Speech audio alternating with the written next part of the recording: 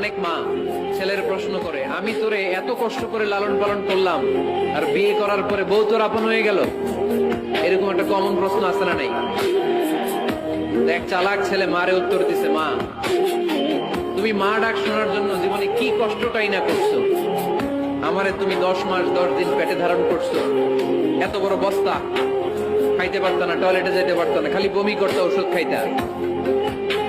10 মাস পেটে ধারণ করলা, 2 বছর দুধ খাওয়াইলা, আমার পেশাব পায়খানা পরিষ্কার করলা।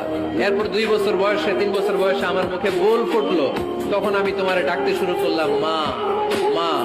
এই মা ডাক শোনার জন্য তুমি এত কষ্ট করলে, আর পরের বাড়ির মাইয়া বাড়িতে আইসাই তোমারে ডাকা শুরু করছে মা মা।